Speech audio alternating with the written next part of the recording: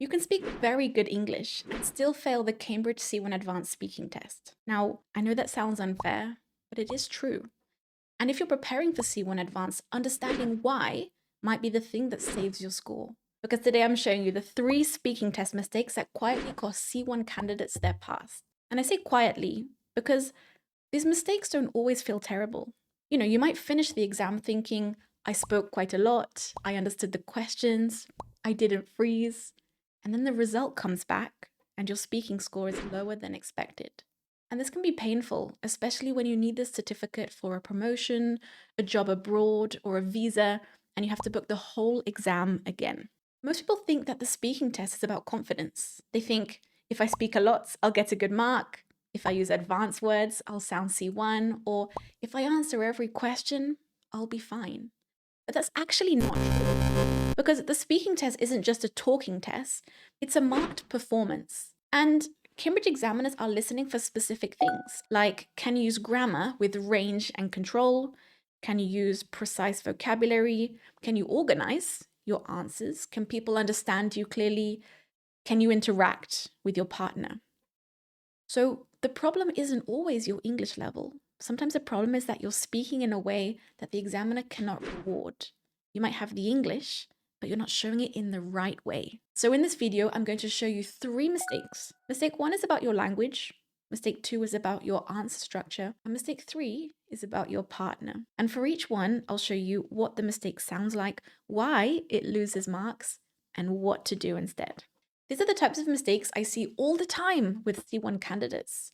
And, they're often busy professionals who already speak English every day at work, but who still lose marks in the exam. And inside my C1 Advanced Exam Success Program, this is exactly what we fix. Not speaking more, but speaking in a way that matches the exam criteria. Hi, I'm Izzy from English with Izzy, and I'm your Cambridge C1 Advanced Exam Preparation teacher. Quick question before we start. Which part of the speaking test scares you the most? Is it part 1, 2, 3, part 4? Tell me in the comments and stay until the end, because the third mistake is the one that candidates almost never realize is costing them marks, and it's the easiest of the 3 to fix. Let's start. Mistake number 1 is that you use safe language for everything.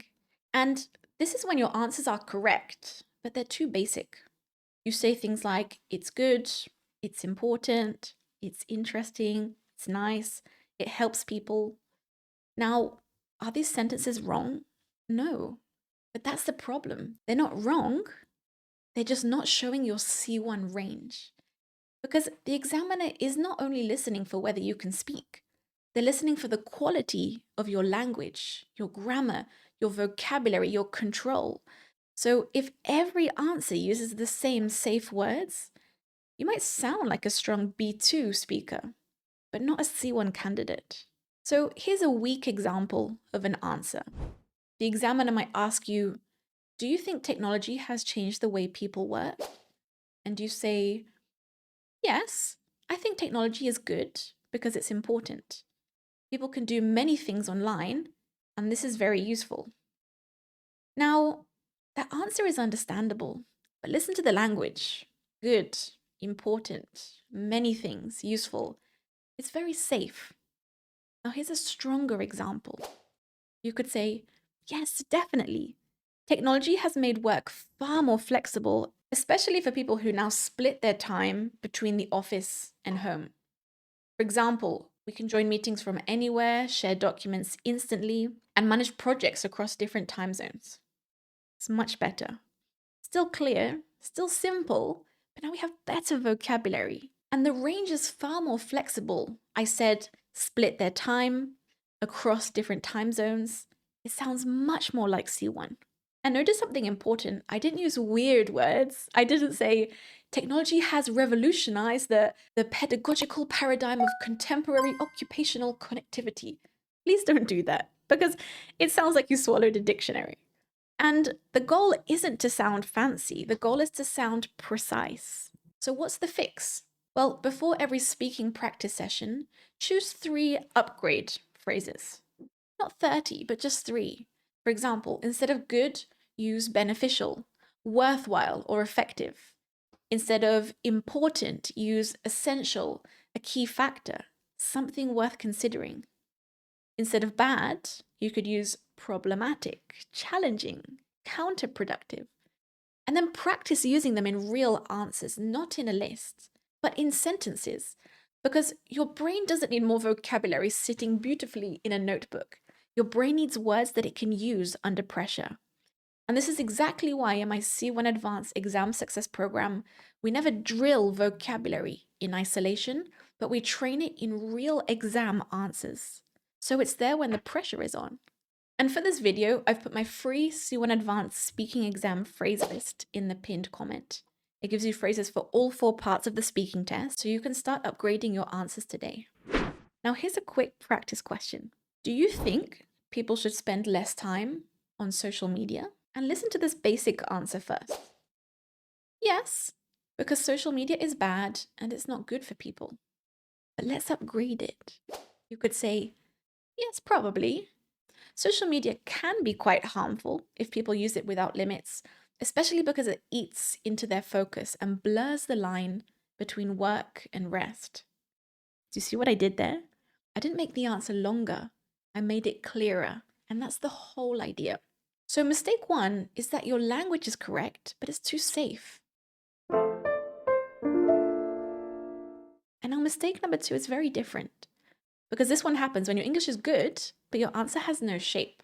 Mistake number 2 is that your answers have no structure. You start speaking, you have an idea, and then another idea appears, and then another, and then you forget the question.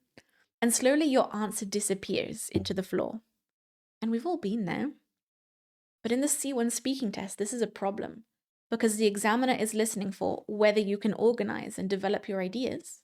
You don't need perfect answers, but you need shaped answers. And a shaped answer means that it starts clearly, develops one idea, and it ends clearly. No panic, no speaking nonstop, no and, yeah, that's it, I don't know. So let's look at a weak example answer. The examiner could ask you, what do you enjoy doing in your free time? You could say, I like reading, and also I like going out with my friends, and sometimes I watch films. And it depends, because when I'm tired, I don't do too much. And yes, I think free time is important because people need to relax and stop. The candidate is speaking, but the answer is not controlled. And part 1 answer should not become a TED talk because part 1 is short. You make your point, you add one reason or example, and then you stop. Now let's have a look at the stronger part 1 example. I usually read or go for a walk, and it helps me switch off after a busy day, especially if I've been in back-to-back meetings and staring at a screen for hours. That's enough. Point, reason, and clear stop. Beautiful.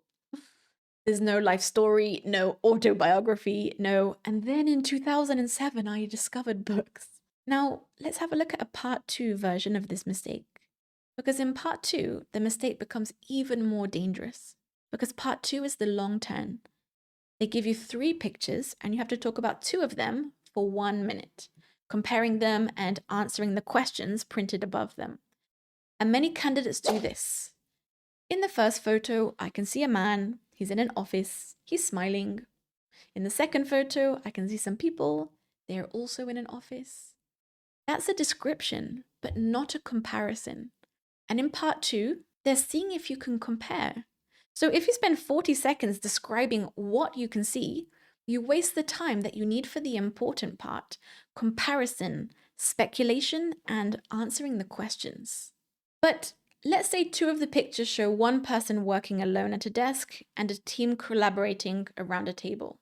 A strong way to start your answer could be, in the first picture, the person seems to be working alone, whereas in the second, the team is clearly collaborating.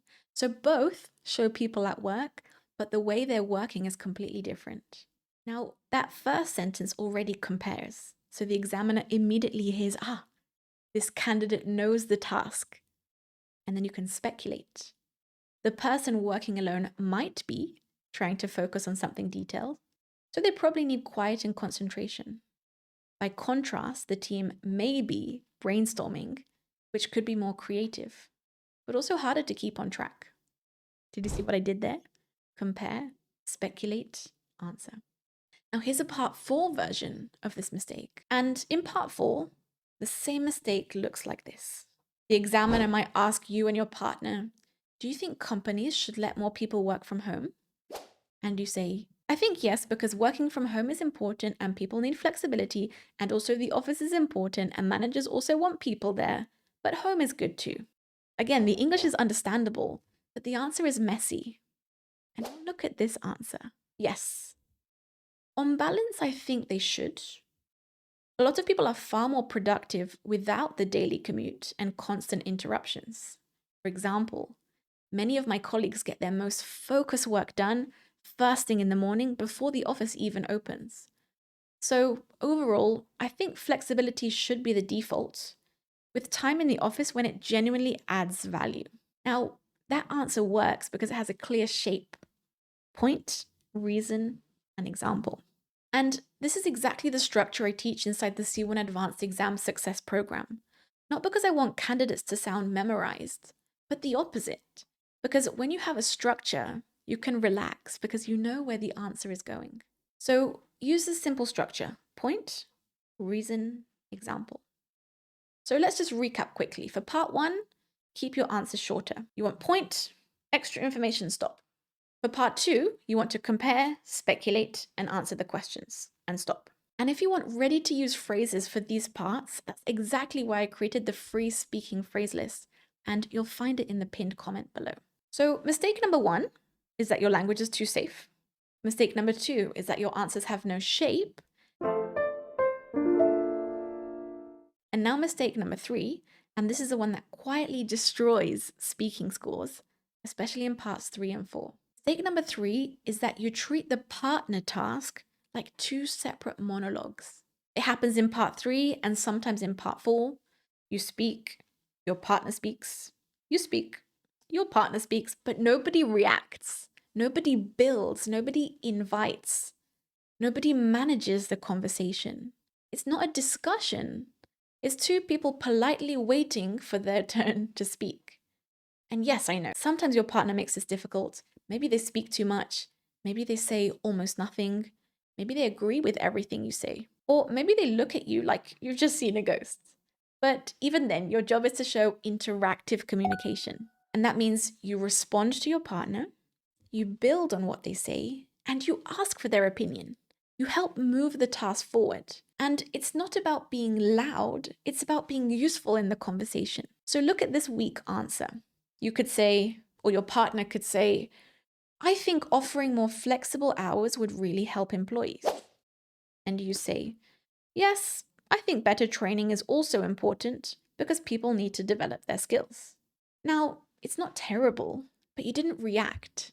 You ignored your partner's ideas and you jumped to yours. So it becomes 2 monologues. But here's a stronger part 3 example. Maybe your partner says, I think offering more flexible hours would really help employees. And you say, yeah, I see what you mean. It would definitely help people who are juggling family or a long commute. I'd also say better training could make a big difference, especially for anyone hoping to move into a more senior role. What do you think? Now that is interactive. You reacted. You said, yeah, I see what you mean. You built on their point, you added your idea, and then you invited your partner back into the conversation. And that's what the examiner wants to hear. Now look at this example of polite disagreement. Maybe your partner says, I think a higher salary is the most important thing for employees. A weak answer could be, no, I disagree. Flexibility is better. It sounds blunt, it sounds direct. But here's a stronger answer. I see your point because pay obviously matters, particularly early in a career, but I'm not sure it's the whole picture. For a lot of people, flexibility and a manageable workload might matter more day to day, especially once they have other commitments outside work. Now that is much better. You disagree, but you stay polite. You show control. You sound like someone who can discuss ideas in English at a professional level. But what if your partner talks too much? Well, if your partner dominates, don't disappear. Use a phrase like, can I just add something here? Or, that's a good point. I would also say, or you could say, shall we look at the next option as well? Now, you're not being rude, you're managing the interaction. And what if your partner says nothing? Well, help them. You can say something like, what do you think about this one? Would you agree with that? Or do you want to start with the next option? Again, you're showing interactive communication. And we want those interaction marks, because if you don't interact, you don't get them. And what if your partner decides too early? Well, this happens all the time. You're in the first discussion phase of part 3, and your partner says, so we choose this one. But you're not supposed to decide yet. You're just supposed to talk about the question in the middle and discuss the options. The decision comes in the second part of part 3. You can say, maybe yes, but shall we quickly discuss the other options first? Perfect. It's calm, polite, and exam smart. Here are the 3 phrases I want you to practice out loud. Number 1, I see what you mean. Number 2, building on that, I would say. And number 3, what's your take on this? Because these 3 phrases alone can change your part 3, not because they force you to interact. And in my speaking phrase list, I've included more phrases like this for parts 3 and 4, and you can download it from the pinned comment. Not to memorize everything. Please don't memorize 100 phrases and then throw them into the exam like confetti. But pick 5, practice them, use them until they feel normal, and that's the goal. So before we finish, let's do a quick practice question. The examiner asks, do you think people today have a healthy work-life balance? A weak answer is no, I think it's bad because people work a lot and it's important to relax. Okay, this has mistake number 1, which is safe language. It has mistake number 2, which is no real structure. So here's a stronger answer. You could say, not really. I think many people struggle to switch off because work follows them home through emails and messages. For example, even after office hours, a lot of us still feel like we have to reply immediately just to look committed. So overall, I'd say the boundary between work and free time has become much weaker. Now that is much better. But why? Struggle to switch off is more natural than is bad. Work follows them home is a strong idea. There's an example and then there's a clear ending. So overall, and now let's make it interactive. Your partner says, I agree. People are always checking emails. And you could say, exactly. And I think that constant availability is one of the biggest problems. What do you think companies should actually do about it? That's interaction. You reacted, you built, you invited, and that's what changes the score. So if you want to stop quietly losing marks in the C1 Advanced Speaking Test, remember these 3 things. Number 1, don't hide behind safe language. Use precise words that you can control. Number 2 is don't ramble, which means to keep speaking without really saying anything important. Give your answer a shape. Point, reason, example, stop. And then number 3 is don't turn part 3 into 2 monologues. React before you add your own idea. Build the conversation, invite your partner in. And if you want help with the exact phrases to do this, I've put my free C1 Advanced Speaking Exam phrase in the comments below. So download it, pick 5 phrases and practice them out loud this week. And if you want the full speaking system with live classes, speaking practice, writing feedback, and a clear week-by-week plan for the whole exam, which is made for working professionals who need C1 for promotion, a move abroad, or a better job, that's inside my C1 Advanced Exam Success Program. But for today, start with the free phrase list. I'd love to have a chat in the comments below, so tell me, which mistake is most you? Number 1, 2, or 3? And if you're preparing for the Cambridge C1 Advanced, subscribe because I'm here to help you stop guessing and start preparing properly. You've got this. And remember, your future English starts with what you do today.